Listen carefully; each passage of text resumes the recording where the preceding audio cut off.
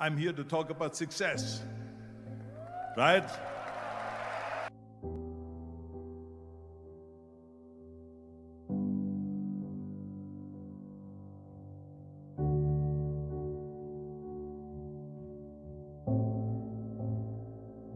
The first rule of success is to have a vision. You see, if you don't have a vision of where you go, and if you don't have a goal where you go, you drift around and you never end up anywhere. It's like you can have the best ship in the world, you can have the best airplane in the world. If the pilot or the captain doesn't know where to go, it would just drift around. It would not end up anywhere, or most likely in the wrong place. So I was very fortunate that I stumbled on my vision. I mean, as you know, I was born in 1947 in Austria after the Second World War. And I didn't really like Austria when I grew up. I couldn't wait to get out of there. I couldn't see myself becoming a farmer or a worker in a factory or anything like that, even though my parents wanted me to stay there and have a normal life. My father wanted me to become a police officer like he was. My mother wanted me just to stay there and marry a girl with the name of Heidi, hopefully, and have a bunch of kids and run around like the Van Trapp family in The Sound of Music. But that was their vision, not mine. My vision was totally different. I felt that I was born for something special, for something unique, for something big. Do you know how great it felt that I knew where I was going? Imagine the majority of people don't know where they're going. It's when you have a goal, when you have a vision, everything becomes easy. Because remember that in America, for instance, when you study, you will see the percentage of people that like their jobs. 74% hate their job in America. Now, there is not much different when you come to Europe. The majority of people don't like what they're doing because they're really not doing it because they didn't have a goal and they followed this goal. They just aimlessly drift around, and then all of a sudden there's a job opening, so they get that job because you have to work. But then when you work, it's a chore. It's work. It's not fun. So if you think about, only a quarter of the people really enjoy what they're doing in life. That is unbelievable if you think about it. So I felt so blessed that I knew what I was doing. It's like a medical student that studies and knows he wants to become a doctor. You know where to go. So I knew where to go. So people always ask me, when they saw me in the gym in the pumping iron days, they say, why is it that you're working out so hard? 5 hours a day, 6 hours a day, and you have always a smile on your face. The others are working out just as hard as you do, and they look sour in the face. Why is that? And I told people all the time, I said, because to me, I'm shooting for a goal. In front of me is the Mr. Universe title. So every rep that I do gets me closer to accomplishing that goal, to make this goal, this vision, turn into reality. Every single set that I do, every repetition, every weight that I lift will get me a step closer to turn this goal into reality. So I couldn't wait to do another 500-pound squat. I couldn't wait to do another 500-pound bench press. I couldn't wait to do another 2,000 reps of sit-ups. I couldn't wait for the next exercise, for the next half hour of posing and all the kind of things that you have to do to be a champion. And with the age of 20, I went to London and I won the Mr. Universe contest as the youngest Mr. Universe ever.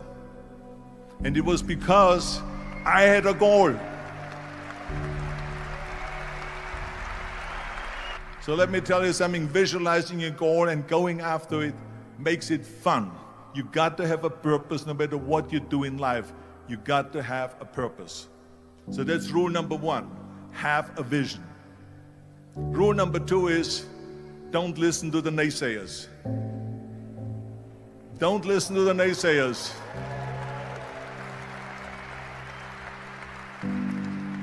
Everything I ever did, the thing that I heard out of people's mouth was, that's impossible.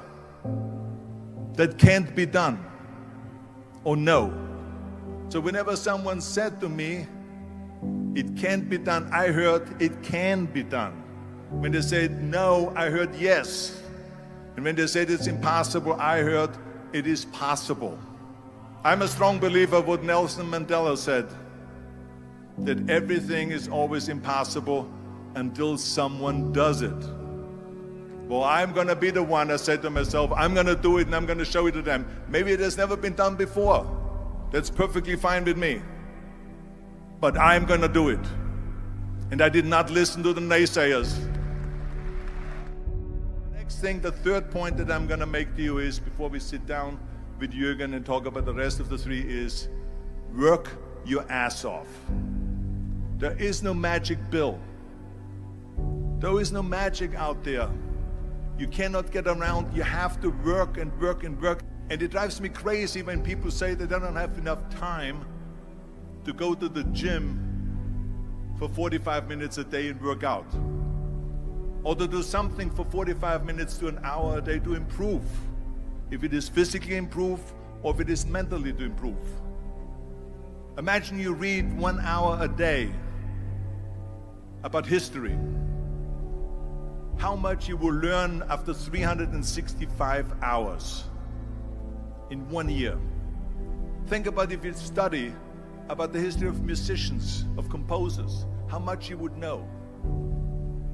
Imagine if you would work on a business, on some business that you want to develop every day for an hour.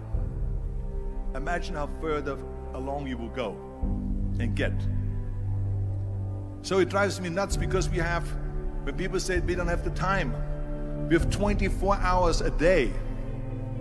We sleep 6 hours a day, so that gives you still 18 hours. And there's someone shaking their head out here in front. They say probably, I don't sleep 6 hours, I sleep 8 hours, right? Or just sleep faster.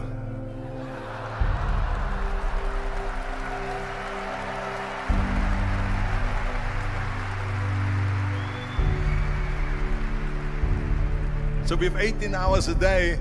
The average person works around 8 to 10 hours. So let's assume it's 10 hours, so we have 8 hours left. Then you travel around an hour a day, maybe 2 hours a day. So now you have still 6 hours left. So what do you do with the 6 hours? What do you do with the 6 hours? Then we eat a little bit, then we schmooze a little bit, talk a little bit to people and all that stuff. But you can see how much time there is available if you organize your day. So you got to work hard. I mean, let me tell you something. When I went to America, I went to college. I went and worked out 5 hours a day. And I was working on construction. Because in those days in bodybuilding, there was no money. I didn't have the money for food supplements or anything. So I had to go to work. So I worked on construction. I went to college. I worked out in the gym, and at night from 8 o'clock at night to 12 midnight, I went to acting class 4 times a week. So I did all of that. There was not one single minute that I wasted. I became very friendly with Muhammad Ali in the 70s. And Muhammad Ali worked his butt off. And I saw it firsthand. And I remember that there was a sports writer that was there in the gym when he was working out and he was doing sit-ups. And they asked him, how many sit-ups do you do? And he said, I don't start counting until it hurts. Now think about that. He doesn't start counting his sit-ups until he feels pain. That's when he starts counting. That is working hard. And so you can't get around the hard work. It doesn't matter who it is. As a matter of fact, I believe what Ted Turner said, work like hell and advertise.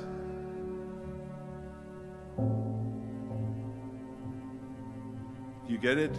Work like hell, go to bed, and early to rise, work like hell and advertise. So you work your ass off, and then you let the world know about your work. That's what it is all about. Let people know. If you have a company, if you have a movie, if you do a sports, work your ass off, but then advertise and let everyone know. I hate Plan B. And I tell you why. Because we have so many doubters, as I've said earlier, the no-sayers. We have so many of those people that say no and you can't do it, it's impossible. That is okay because we just turn off, as I said earlier, and we listen and we hear the no being a yes. You can't do it, you can do it, and all of that. So that is possible to do that amongst all the negative people around you. But when you start doubting yourself, that's very dangerous. Because now what you're basically saying is that if my plan doesn't work, I have a fallback plan, I have a plan B. And that means that you start thinking about plan B, and every thought that you put into plan B, you're taking away now that thought and that energy from plan A.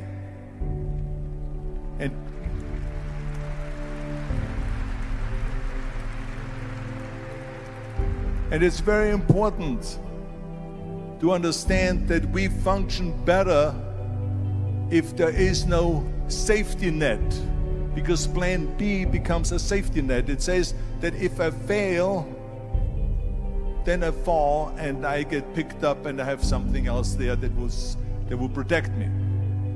And that's not good, because people perform better when there's no safety net. People perform better in sports and everything else if you don't have a plan B. To me, it is very dangerous to have a plan B, because you're cutting yourself off from the chance of really succeeding. And the reason, one of the main reasons why people want to have a plan B is because they are worried about failing. What is if I fail, then I don't have anything else? Well, let me tell you something. Don't be afraid of failing, because there's nothing wrong with failing. You have to fail in order to climb that ladder. There's no one that doesn't fail. We all fail. It's okay.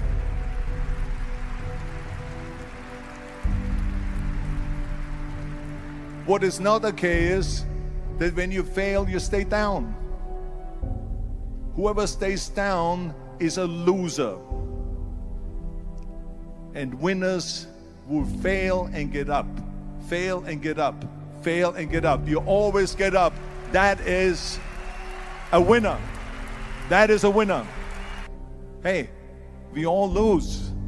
We all have losses. This is okay. And this is why I say don't be worried about losing, because when you're afraid of losing, then you get frozen. You get stiff. You're not relaxed. You got to be, in order to perform well in anything, if it's in boxing or if it is on your job or with your thinking, is only happening when you relax. So relax. It's okay to fail. Let's just go all out and give it everything that you got. That's what it is all about. So don't be afraid to fail. This is one of my 6 rules to success. You can only feel complete as a person if you think about what can you do for your fellow member around you that maybe needs help. I felt like that. Everyone has a different motivation why you get into that. I was an immigrant going to America, and I saw how America was the most generous country in the world. I mean, they opened up their arms to me, they helped me, they invited me for Thanksgiving dinner. The people, they brought me, the bodybuilders in the gym brought me plates to my apartment because I had no plates, I had no silverware, I had no bedware, I had no pillows, I had no blanket, I had no TV, I had no radio, I had nothing. They brought it to my apartment. They helped me. And I saw that firsthand, this generosity in America. And I said to myself, as an immigrant that is being embraced with open arms, that I need to go and make sure that I give something back.